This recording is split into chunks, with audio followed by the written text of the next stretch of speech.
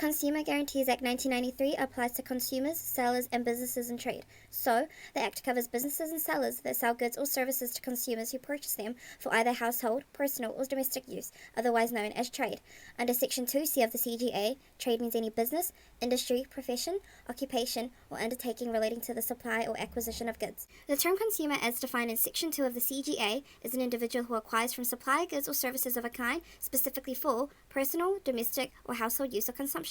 Goods means personal property of any and every kind and includes goods attached to or incorporated in any real or personal property. It includes aircraft, vehicles, animals, fish, water, food, etc., as long as it is used for domestic, personal, or household consumption.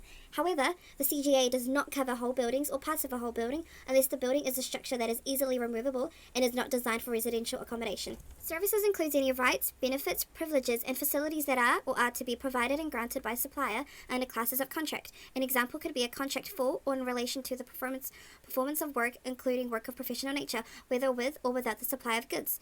The rest of the classes of contracts can be found under Section 2 of the CGA.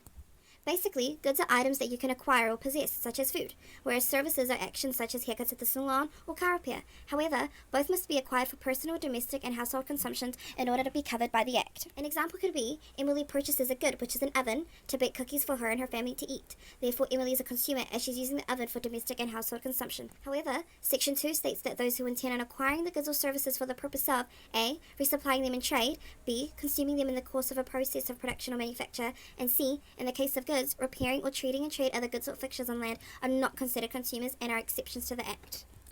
As shown in the scenario, Emily is purchasing a phone for personal use. However, if she intends on using the phone for commercial purposes, such as she uses it as her work phone, she is not considered a consumer and she is not protected by the CGA.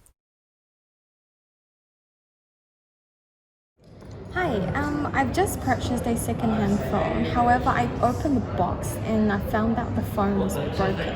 What's my best option here? Hi there. Well, the specific guarantees for consumers are found in Part 1, Section 5 to 13 and Part 4, Section 28 to 31 of the Consumer Guarantees Act. Under these sections of the Act, the phone must be of acceptable quality and fit for its particular purpose. This means the phone that you purchase must be fit for calling, texting, and sending emails. The phone must also be acceptable in appearance and finish, with no minor defects, and must be safe for you to use. Could you please tell me if the phone does not seem to satisfy any of the guarantees which I have mentioned?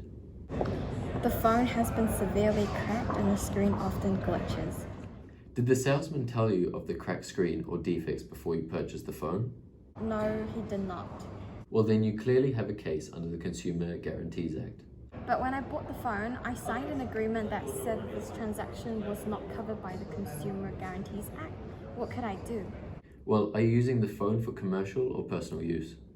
No, I'm using it for personal use.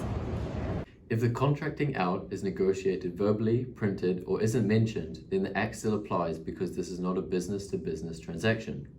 The only time you can contract out of the Consumer Guarantees Act is if it is in writing and is a business-to-business transaction, which clearly in this case it is not.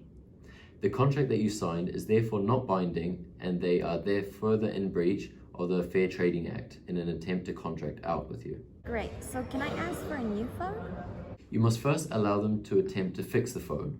Then you can ask for a refund or an exchange if they cannot.